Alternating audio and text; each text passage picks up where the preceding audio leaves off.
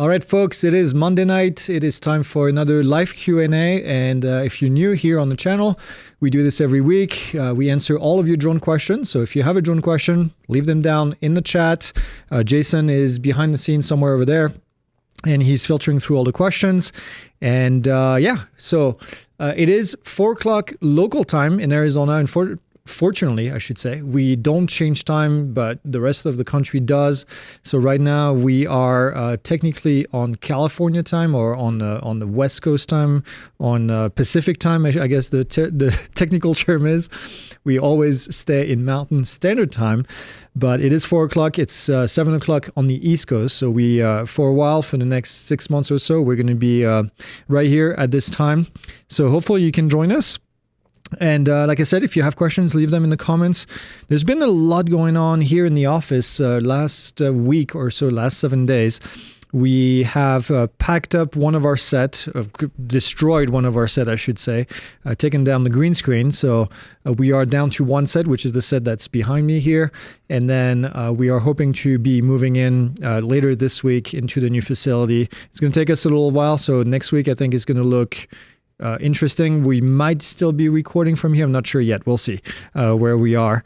But in any ways, our days are numbered now in this facility, which is a good thing. We've been waiting for a while now to move to our new studio and a new area. So it's really exciting. We're going to be painting the walls tomorrow of the new sets. We have 3 sets in there, plus a big green screen, and then room for a few additional sets as well. We met this afternoon with the production team and kind of finalized the look of all the sets, at least as far as painting and what color and everything, making sure we're all on the same page. So it's really exciting. It's really, really exciting. And then we also have our favorite employee from South Africa. We only have one employee in South Africa, but he's still our favorite. Jesse joining us in the office for the next month or so. So that's pretty cool. So he just got here today, probably super jet lagged, but it's gonna be awesome. All right. Let's maybe say hi to a couple folks. I see, there's actually quite a few folks in the chat. Hike and Fly is here, an OK Boomer, Curtis Warren, as always, Thorough Inspired, Northern Drone Guy, Gus450R, Lisa is here, Donald, Just Johnny 2012, Retired Fire Chief, Bob Rock, Old Fart, with an Osmo Pocket 3 and drones. Interesting. Keith Richardson is here, Rick Hone, we have Drone Eagle, Embrace the Adventure, Steve A., Hungarian drone pilot from Maryland. Interesting. Old Fart, sorry, I just said that. Clark Nail, Jack Klaus is here. JG's Garage and Unboxing. Who else do we have? Oren, Mark Saxon, Evan Mountain Man is here. Our good friend Scott is here. We also have Bem 1962. Sparky is here as well. Clark is here. We have David. Anyways, tons and tons of Jillian from our community. 107 Drones is here as well. Gruffalo Drone. Anyways, lots of folks. Welcome. So, right. Well, let's get started, I think, with the questions. Enough for the introductions. First question from Donald. He says, Part 107 remote ID question. I registered my drone and a separate remote ID device. What FA number do I put in the remote ID to broadcast? What FA number? I'm not sure I understand the question. So you don't really do anything with the remote ID. I'm guessing you have a drone that is not natively compliant with remote ID, so you put a module on top of it, and that module is going to have to be registered alongside your registration for that drone, especially under Part 107. So under Part 107, when you register, it's going to ask you how do you comply with remote ID, and you're going to say with a module. I don't remember the exact wording, but once you get there, then you're going to be able to put the remote ID module serial number in there that shows compliance. There's not much more that you have to do other than put it basically on top of the drone in itself. So yeah, I hope that makes sense. Retired Fire Chief says, thought I read somewhere that you can see how long each battery is used, have the DJI Mini 4 Pro Plus. It depends on the drone. So not all drones are capable of doing that. Not gonna lie, I don't remember from the top of my head if the Mini 4 Pro has that ability. My guess is that it's a no, but that would be in the settings, and then that would be in the battery health information if you were to look at it. So, but I just don't remember from the top of my head if it's in there or not. Next question, what is the training process to be able to fly at night, assuming that you already are Part 107 certified? Evan, there's really no additional training to fly at night. Obviously, you got to be careful. If you're one of our graduates, we have information in the course on how to fly at night safely. So I would refer to that section.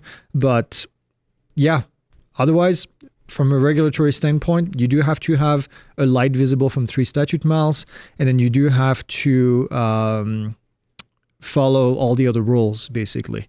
And be careful, because obviously obstacles are harder to spot at night, but yeah.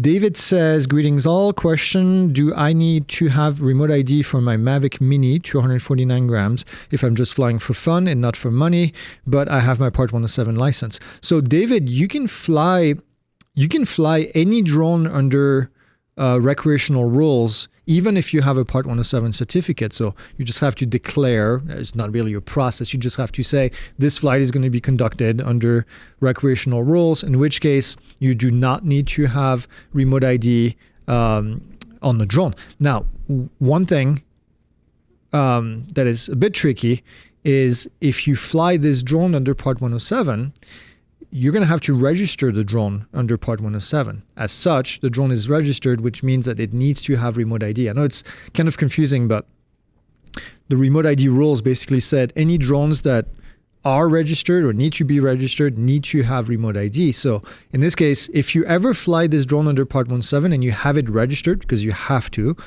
and you want to fly it under recreational rules, technically it's a registered drone, which means that you would need to have a remote ID module on top of it. Or, yeah, for the Mini, you would have to have a remote ID module. Okay. Donald says, how long should I take my Part 107 IACRA application? Should it take my Part 107 application to process? The status changed from pending to started. I'm a private pilot, but did the full Part 107. It takes, once you submit the paperwork, once you pass the test and you submit the test results, it takes a few weeks, about a week, to be processed, and then they'll issue your temporary certificate, and then it takes about 90-ish days to get the thing in the mail, so the card in the mail. Evan says, when a drone is used for surveying and has a programmed flight path, does visual line of sight still apply? Yes, it does. Yes, it does. So it's not because you're on an automated flight path that you don't have to follow the rules. You still have to follow all the rules regardless of how the drone is flying. And you should always be able to take over the controls in case of an emergency. 107 Drone says, do you think the new Connecticut law will spread across the country? Not necessarily. We've seen a lot of states putting out, we've seen quite a few states putting out rules like this, but we've seen also quite a few states shutting them down, not passing them. And I don't remember the last count as to how many states actually have these kind of rules, but there's a handful. So I don't think it's necessarily means that other states will follow. Will the tariff increase the price of DJI drones by 30% as it already has with other manufacturers? Yep, absolutely. Tariff on foreign goods always end up being paid by customers, by the people that buy the goods. So DJI is going to raise their pricing because they're being charged 30% additional tariff, and you end up paying for it. So, yep, absolutely. It's coming. Gruffalo Drone says, I would like to ask if there will be another set of maneuvers for more advanced pilots or an FPV maneuver handbook or anything else. Thank you so much. We have a video on FPV maneuvers on YouTube. As far as maneuvers, we have 50 maneuvers in the course that I think some of them are fairly advanced. If you're beyond these maneuvers, it means you probably don't need much more practice, quite frankly, because the 5-star maneuvers that we have in the course are pretty difficult to accomplish. So if you've gotten to the point where you mastered all of these, you're a really good pilot. Steven says, my local park can prevent me flying in the park if I take off and land in my own driveway. Correct? Yes, that is correct. Also, who makes FAA compliant parachute for the Air 3? No one at the moment. There is no, and it's not FAA compliant. It's ASTM compliant. The FAA doesn't have standards for parachutes. They refer to ASTM, which is a worldwide organization that sets standards. So, but there's no Air 3 ASTM compliant parachutes at the moment. As far as your park, I want to go back to that. They cannot prevent you from flying over the park. They can prevent you from operating to and from the park, which, as you mentioned, can be circumvented if you fly from your own driveway. So yeah, absolutely. Mountain Man says, can you speak to various states enacting bill or laws restricting civilian drone use or allowing them to be shot out of the sky, like in Texas? Yeah, I talked a little bit about the Texas one on Friday's news update on the YouTube channel. As far as laws restricting civilian drone use, there is not a whole lot. So the laws that the proposed regulation that we see are typically for preventing public safety agencies from using certain types of drones, aka typically Chinese drones. As such, it doesn't really affect civilians. In a few states, we have seen states trying to prevent drones from flying at a certain altitude, which they're not allowed to do. It would impede on the FAA's ability to control the airspace, which states can do. So there's a preemption on what am I trying to say? On federal laws. So, as far as shooting drones out of the sky, it's the same issue here, where we have a state trying to do something that a federal law prohibits, so they can't technically do that. Can they try? Yeah, absolutely.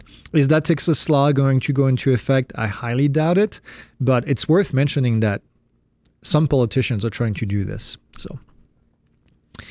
LAOL, I don't know how that's pronounced, LAOL, I guess. Recent Pilot Institute graduate and very thankful for the detailed coursework. Can you recommend a light to flight in civil twilight that would work with the Mini 4 Pro? Yeah, we always recommend the Arc 5 light. It just works really well. We've done testing over the years. It's not necessarily the cheapest, but made in the United States. We know the owner of the company, and he's a great guy, provides a lot of support for public safety agencies. So we're going to keep recommending the Arc 5. So Keith says, may I take a small flashlight to the Part 107 exam so I can read the charts better? I know I cannot use my phone.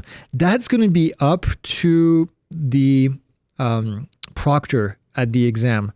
They may or may not allow it. I don't see why they wouldn't, but they're also very suspicious about people cheating. So it's one of these items that is not on the list of approved devices, but it's also not on the list of unapproved devices, if that makes any sense.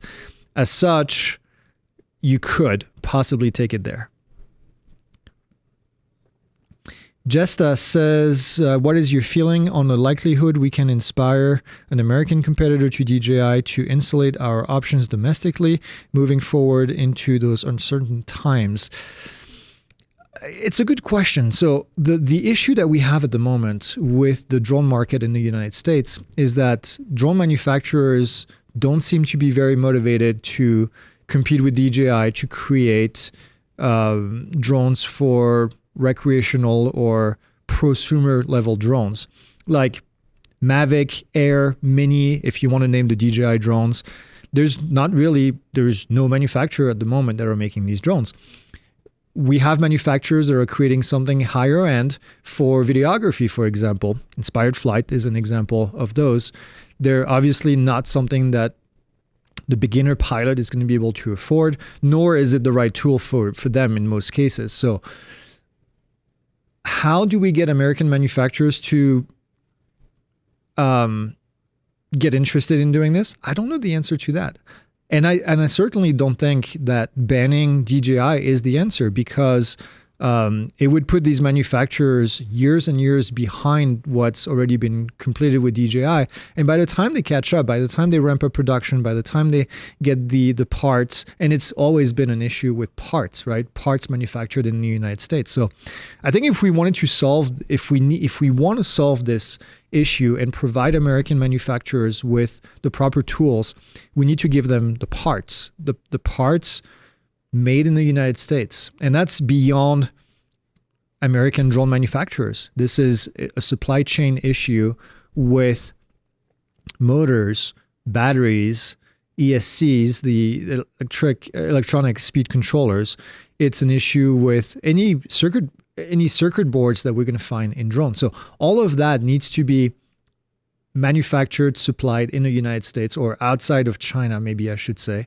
And it's not happening. Or if it's happening, it's at a low volume and at a slow pace at the moment. So we had discussions with manufacturers, and several of them have mentioned that if we wanted to basically take on the demand today for DJI drones and manufacture those in the United States, the supply chain is just not there, and it's years away. Some of them say 3 years, some of them say 5 years before we can have enough production to even make it happen in the US. So it's a very difficult thing. It's more than just saying, well, okay, now Skydio, you create, an Air competitor or a Mavic competitor.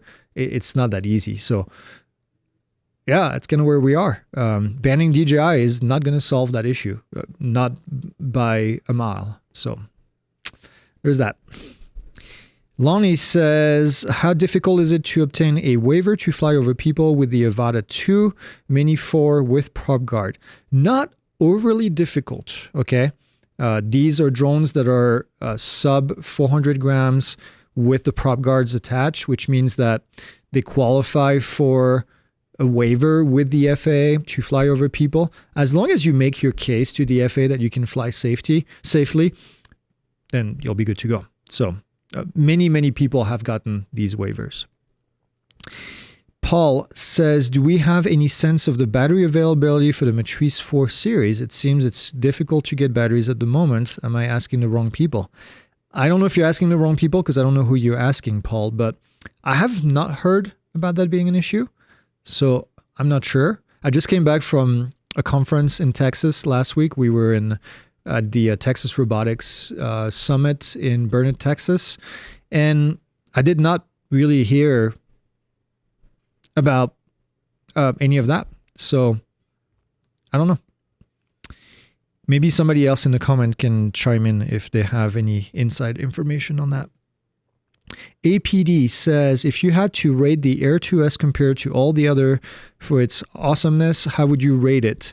The Air 2S is top 5 drones that DJI has made in the recreational / prosumer category. I'm not including Inspire. I'm going all the way to the Mavic, okay? All the way to the Mavic series, Mavic Air Mini, all of that, all put together, all the models.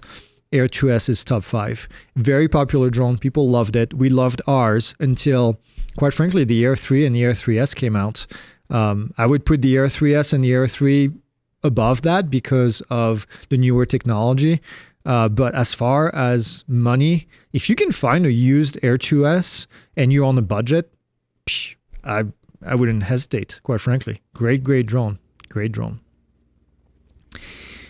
Is there an app that will detect any remote ID on a smartphone? Yes, there is. It is called Drone Scanner. Let me verify that. I never remember because we never use it.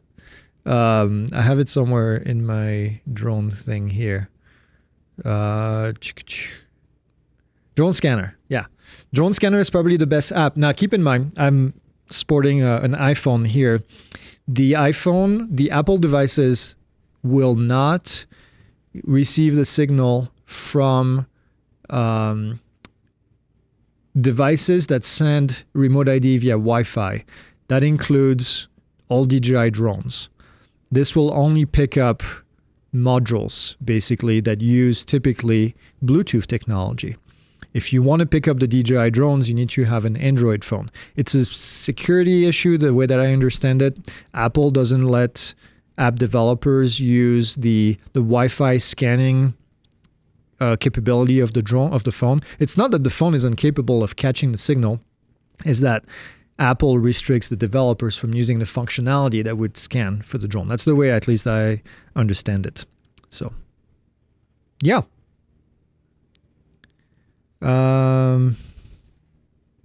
Sparky is inviting somebody to dinner. I don't know who that is. Can you remind me about, this is from Roaming the Americas, about rules regarding critical infrastructures? New Connecticut law defines what is critical in Connecticut, but also tries to restrict how close you can fly. The thought on those two aspects of the law. Yeah, that aspect of the law in Connecticut, I believe, is unlawful. I believe Connecticut doesn't have the right to do what they're trying to do. The FAA controls the airspace. As such, a state cannot do that. As far as critical infrastructure, at the moment, each state can define critical infrastructure as they please, which should have been taken care of a long time ago if the FAA had created language based on an old, I'm trying to make sure I don't make this overly complicated.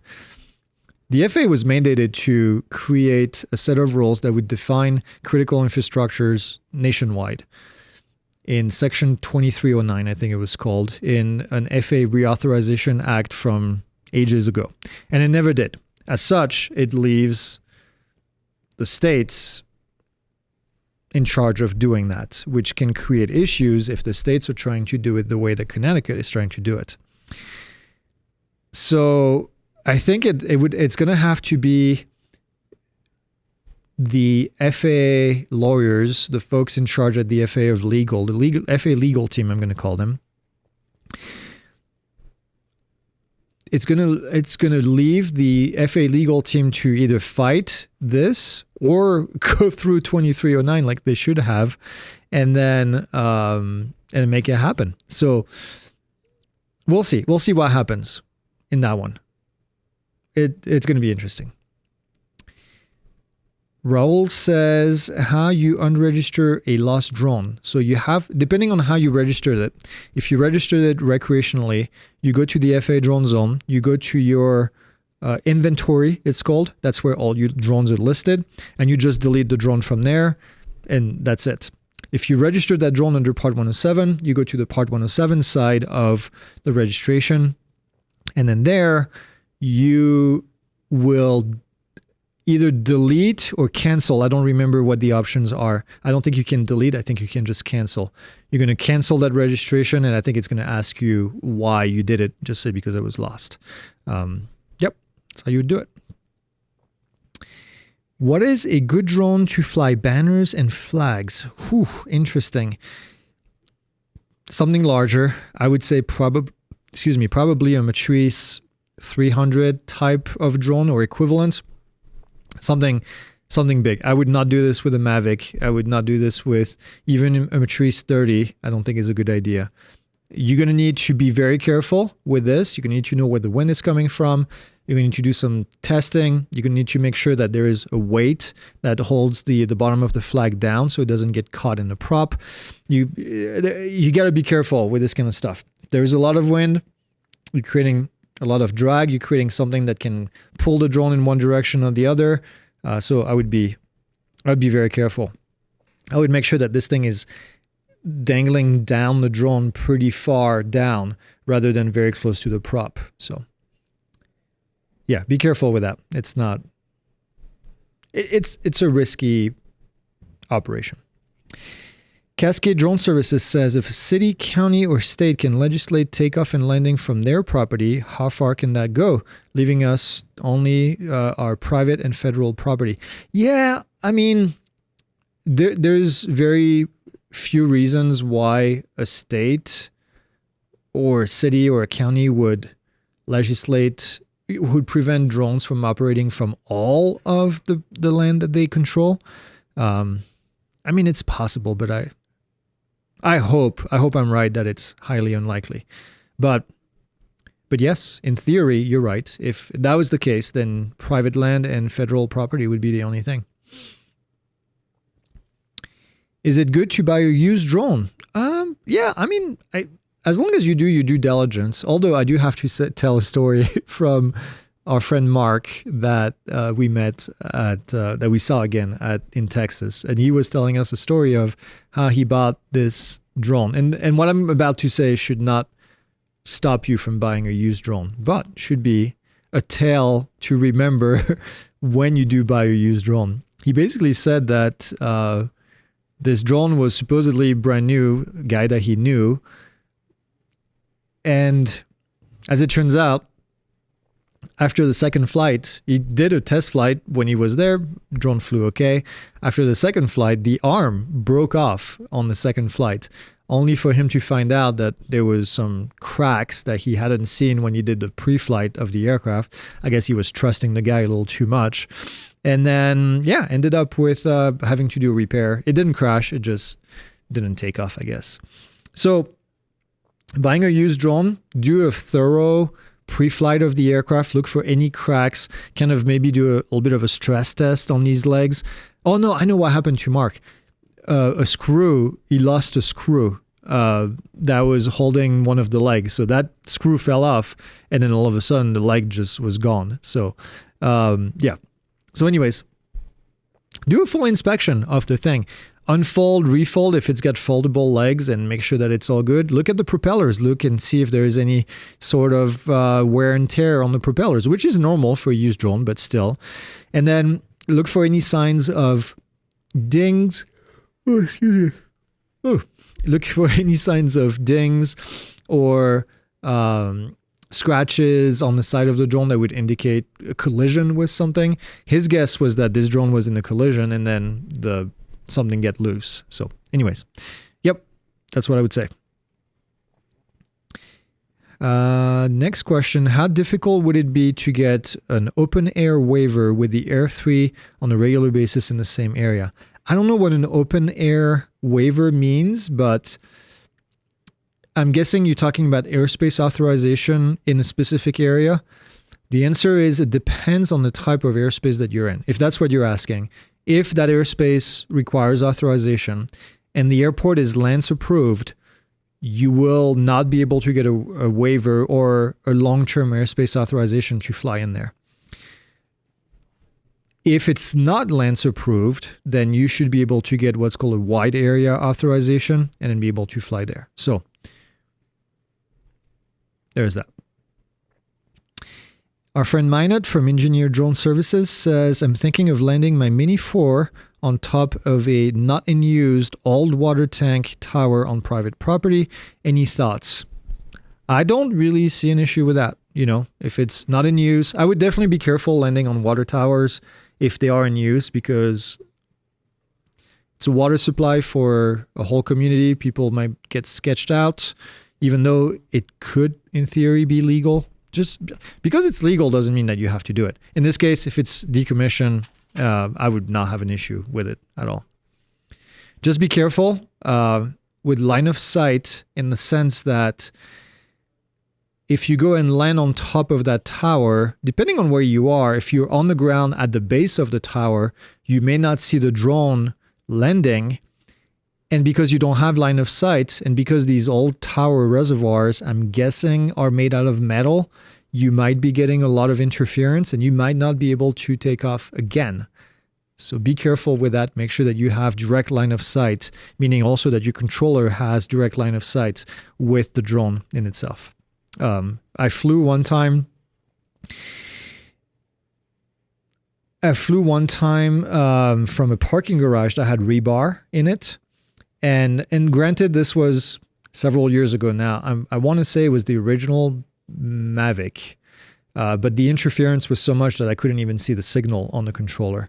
We've since flown from that parking garage with the new, OcuSync from DJI, and it was a lot better. I think that might have been OcuSync 1.0, but still, be careful with that.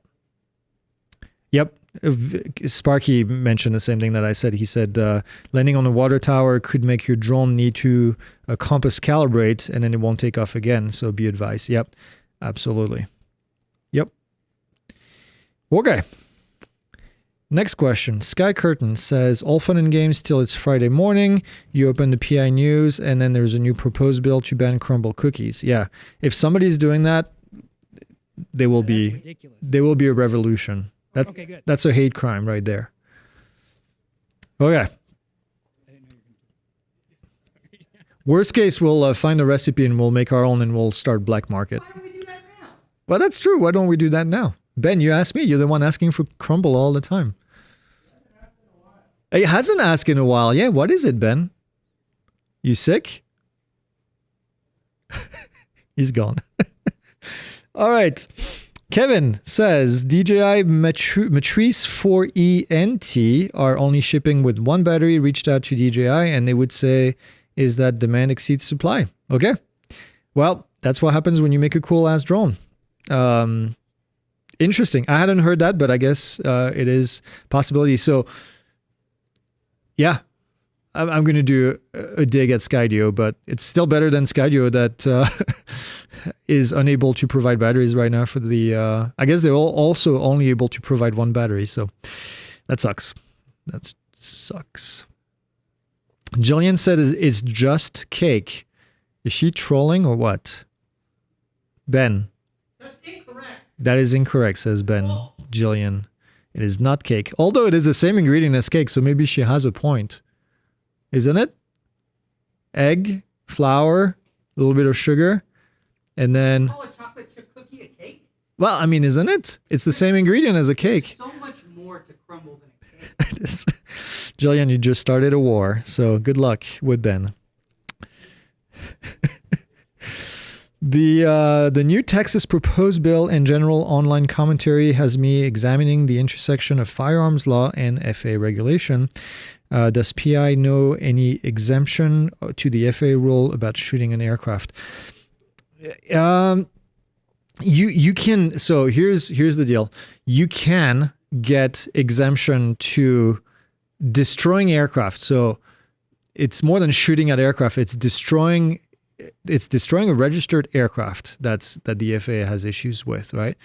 Well, not necessarily the FAA, the U.S. government in general. There was a long time ago in, I want to say, the desert of New Mexico, maybe. They wanted to do a crash of a Boeing of sorts and then film it.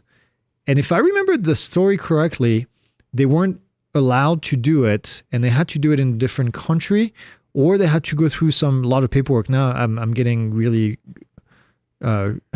my memory is failing me, but the bottom line is it is possible. You can get a waiver to waive that regulation, but it's extremely difficult. So it would be a one by one case. It would not be the U.S. government all of a sudden saying, "Oh yeah, you're okay in Texas. You can shoot at aircraft. That's fine." I can tell you, the federal government is going to have a lot of issues with Texans trying to shoot at drones. Something that we didn't mention in news update as well is that Texas is going to have issues because they have rules about where you can discharge a firearm. So, anyways, it's just a stupid idea in general. That's it. Chris Brown says, do pilots that are flying agricultural drones that are over 55 pounds for a company that has a Part 107 COA have to have a Part 3 medical certificate? Or is there a way for, I can't read. Or is there a way that the company's Part 107 can make it so that the pilot don't need Class 3? So, bit of clarification here. Part 107, Part 137 is not the part that deals with operating the aircraft. So, Part 137 is the ability to carry chemicals with an aircraft, whether that is a drone or an airplane or whatever. So, the waiver would be under USC 49 USC 44807, which is where you would request to fly without a medical certificate. There is a way to operate drones over 55 pounds with a special waiver by having the pilot only Part 107 certified and not Part 61 certified. I know I'm saying a lot of jargon, and I apologize for those that are confused about this, but if you fly a large drone over 55 pounds, Part 107 rules no longer apply. That drone is basically seen like a manned aircraft. And so you need to have either a Part 61 certificate, which is what you would get to fly an actual airplane or a helicopter, and then you would need to have a medical certificate to go along with it. That's why we have USC 44807, not 44809, 44807, as a process to kind of deal with this. So, yeah, I hope that makes sense. So is it possible? Maybe is the answer. Maybe. That's going to be a case-by-case basis. Is there a over 55 pound, I think that's a follow-up question from Russell, if over 55 pound drone operator equivalent of basic med? There is not. There is not. And I don't think the FAA in their wisdom has considered basic med as an alternative to the third class medical for drone operation over 55 pounds. So, which is weird. It would make a ton of sense for me that this would be the requirement, but phew. Okay, Starboy Wizzy says, oops, sorry, I lost it here. What happens? If I fly my drone past 1,000 feet, well, I'm going to tell you right now, don't do that. And a pilot who flies by and an aircraft spots it, what will happen when he reports it? I mean, what would happen? It's going to end up in an FAA database somewhere. If there is a control tower nearby, they can dispatch law enforcement to go find the person. Just don't do that, please. Don't do that. Just don't do that. Don't fly over 400 feet. Stay away from other aircraft. Don't be that guy. Yeah, for fuck's sake. Sorry. If your YouTube channel is not monetized and you're posting drone footage just for fun, would that be okay? Yep, that's fine. Absolutely. Remember, the recreational thing is all about intent of the flight at the time that you're performing the flight. So when you go for your flight, is this for recreational purposes or not? If the answer is no, then you have to follow Part 107 rules. That's the easiest. Embrace the Adventure says, what do you recommend as an inexpensive flight logging software that allows importing of DJI logs? I've heard Air Control is priced for larger organization. Yeah, it is. I don't know that there is an inexpensive software that will do that. Most of these features are what's called enterprise features, whether it's Air Control or Air Data. And I don't recommend it. If you're just looking to log your hours, quite frankly, an Excel spreadsheet is probably the easiest way to do it. Now, it's not automated, so put a little note on your, a little reminder on your calendar to every 2 weeks or every week to go and look at your log and then just log them by hand. But logging of DJI flights is harder now that DJI can turn that off. So, yep. USA Drone Flyer, Captain Joe America says, is there a link in the PI community site for the photo contest, past winners, and submitted photos? Yeah, every time there is a new winner, we make a post. As far as which section it's in, I'm going to let Jillian answer that question because I don't remember. Yep. Kyle Miller, is this the Kyle Miller? It is the Kyle Miller. Look at that. Anyone get any professional material in the mail recently with any hidden SIM cards? That is funny. What Kyle is referring to is something that popped out today in the news, is that an American manufacturer that whose name starts with Sky and ends with Yo is potentially sending promotional email. I'm sorry. Promotional material in the mail with hidden SIM cards in it, and nobody seems to really know why, to police departments, to public safety agencies. So I'm sure this is a developing story. We'll hear more as we hear more, but a lot of these departments that receive these mailers were not too pleased, I can tell you that. I recently got a waiver 10739 for my Mini 3 Pro. Then I applied for the waiver 10739 and 17145. In the letter, it said that the waiver for the Mini 3 Pro was no longer valid. Why? I mean, my guess is that... I guess my question would be, with the new waiver that has both, can you no longer do what you were able to do with the first one?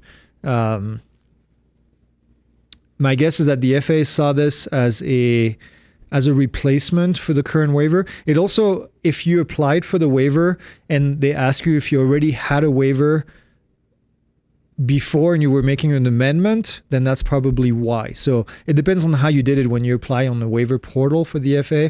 They ask you, do you already have a waiver for this somewhere? And then if you link that previous one, my guess is that's probably why. Droning the Pelouse says, I wonder what the pelouse is. I know what pelouse is in French. It's a yard. Any suggestion on where to look for drone insurance? I see a lot of ads when I search. There is different options out there. Skywatch is often one that people mention.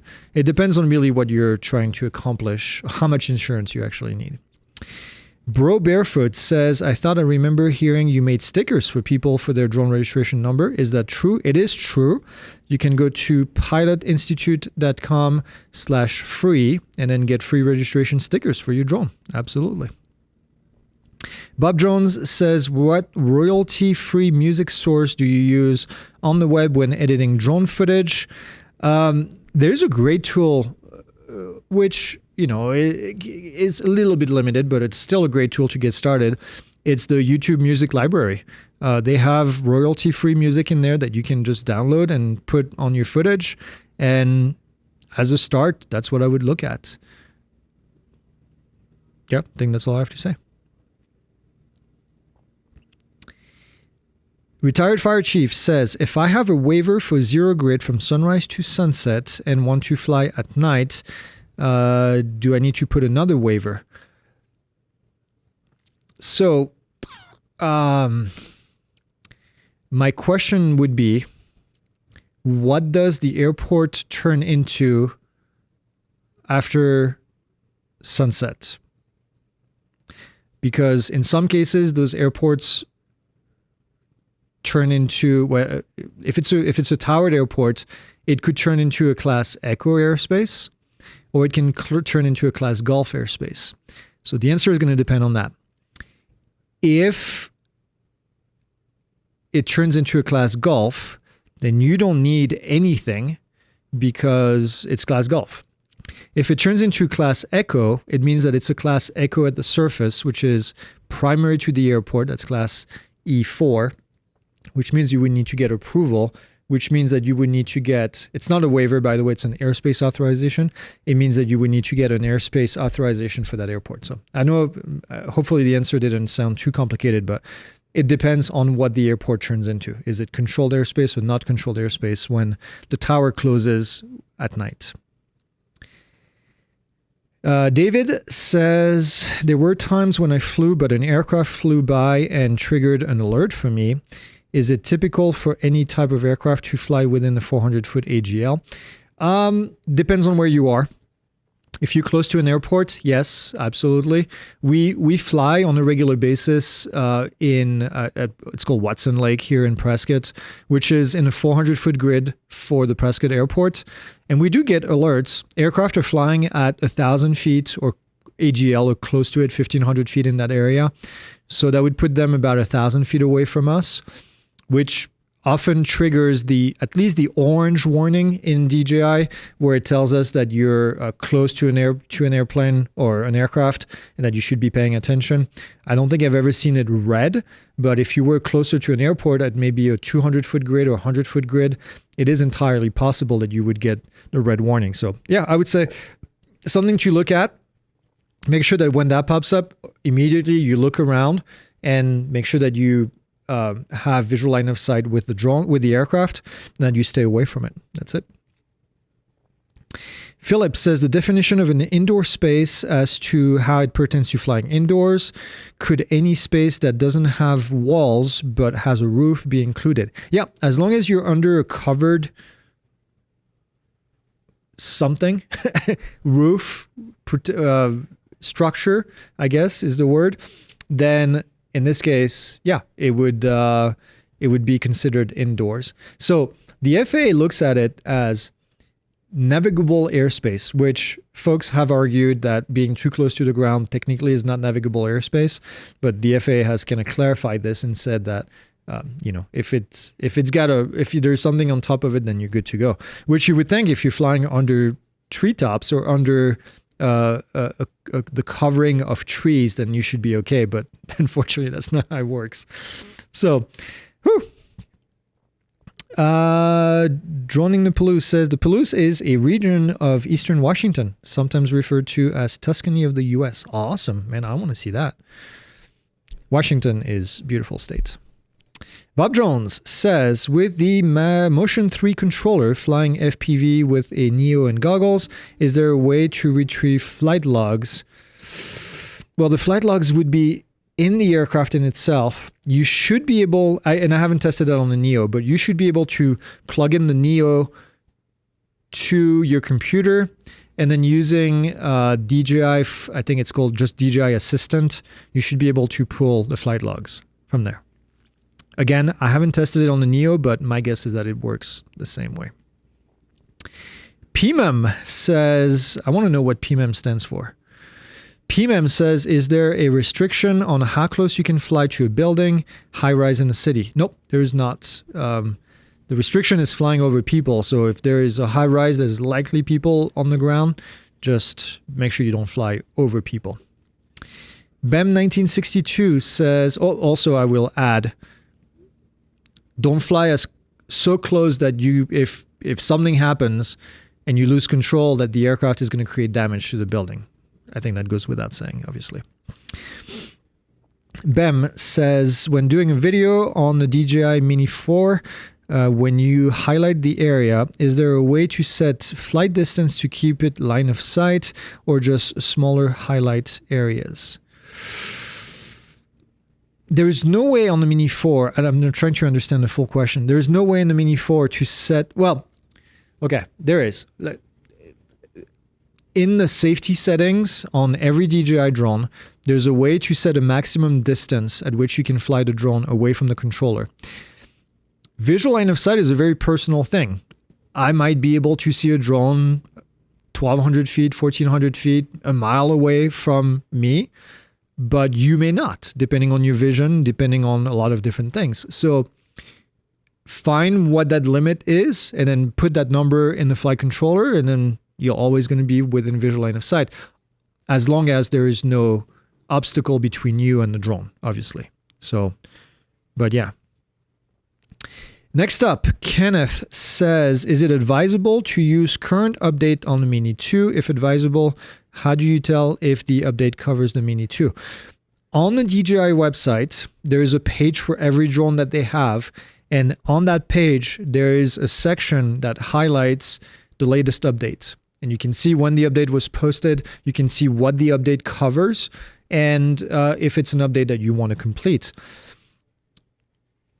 If you want to unlock the geo zone that DJI recently removed, you're going to have to update the drone. So I would say the DJI Mini 2 is old enough now that there is enough updates out there for it, and that I would probably do the latest update. That's what I always do, but that's a personal thing.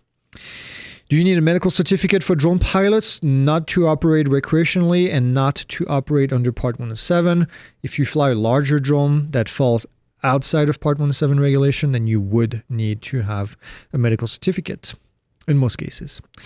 What happens after you die? I'm sorry, I cannot answer that question. Oh no, that's the name of the channel. Just kidding. Do you prefer the term drone pilot, drone operator? Is a pilot a real pilot? Ooh, that is a good question. So I'll preface this by saying that I have been a real pilot for 22 years now. I've been flying airplanes. The term pilots means somebody who operates an aircraft. That's the definition. It doesn't say in the definition in a dictionary where the pilot has to stand, in the aircraft or outside the aircraft. So are drone pilots real pilots? Yeah, they're pilots. It's a remote pilot certificate as per the FAA. Now, real pilots get butthurt all the time by the use of that words. I'm not. My ego is not big enough. It's big, but it's not big enough for me to get hurt by words like this. So I firmly believe that drone pilots deserve the term because they have a remote pilot certificate. Hobbyist, recreational flyers, as the FAA calls them. So the FAA calls them recreational flyers. Should probably be considered drone operators because they don't have the remote pilot certificate in their pocket. I don't know that it matters. To me, a pilot is someone who is someone who's going to be respecting others in the airspace, right? If you fly and you're aware of who else is in the airspace and you give them way, then you have a Part 107 in your pocket. You're a remote pilot. Go for it. I have a question. At what weight do helicopters fly? They do fly low. Oh, what height? I'm sorry. I read weight. What height? Helicopters can fly at any altitude. So people always like to go back and look at the FAA regulation and say, well, it says here that you have to be 500 feet from people, blah, blah, blah, blah, blah, blah. Except the final portion, I think it's 91.119 if I remember correctly. At the end of that regulation, there's a subparagraph D, and then in there it says helicopters kind of follow different rules and they can do whatever they want-ish. So you will find helicopters below 400 feet. Yes, you have to be very careful with that. Sparky says, I'm a control manipulator. Yeah, I would have called you something else, Sparky, but I can't say it here. Drone Eagle says, if flying private property, no surrounding neighbors, is it still a violation of visual line of sight flying only 5 feet above the ground using FPV through the woods? Yes, in theory, yes, it is a violation of visual line of sight. Does it make sense? Probably not if you're flying below treetops, but I can't say that, although I just said it. But if you want the answer, as far as the regulation is concerned, there is no language that would allow you to do this legally. Okay. Phew. All right.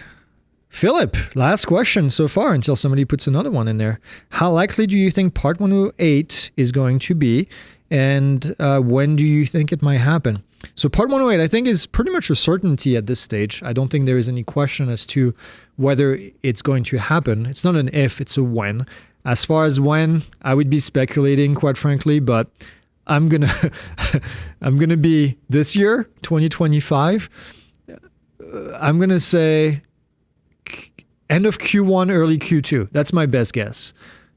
Because of all the things that are going on with the federal government right now, I think there is going to be delays, but how long, I don't know.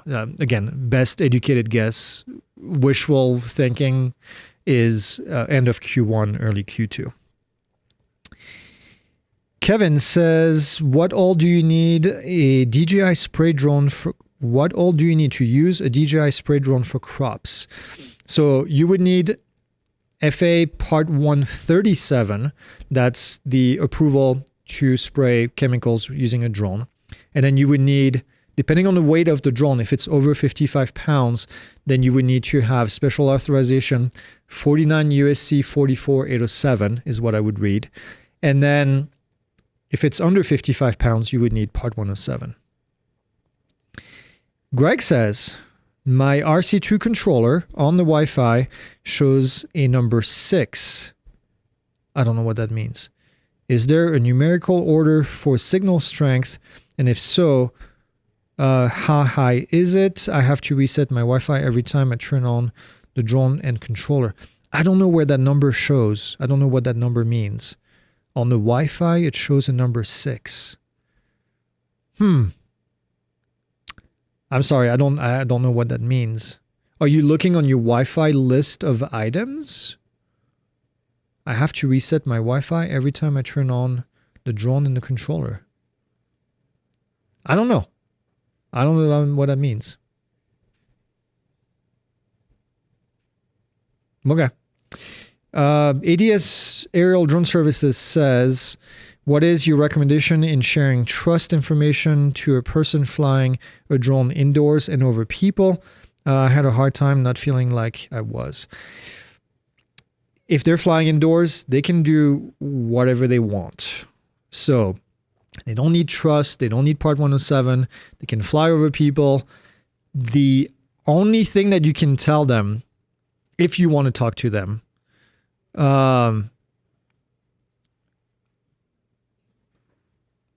is that liability is the real issue.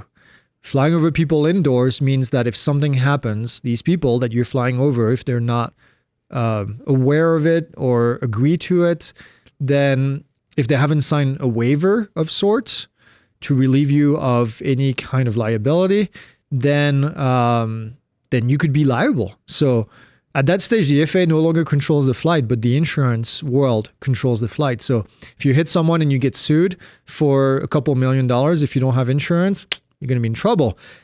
Insurance probably won't let you do it unless you have a safe plan of action. So that's what I would say. And then insurance won't insure you unless you have a Part 107 at the very least to fly over people indoors. So yeah. Okay, Wi-Fi 6. Okay, 6th generation of Wi-Fi. That should have no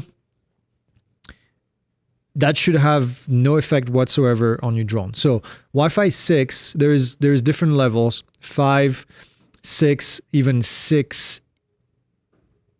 I looked at that recently because we just bought a fancy access point, or 4 fancy access points for the new building.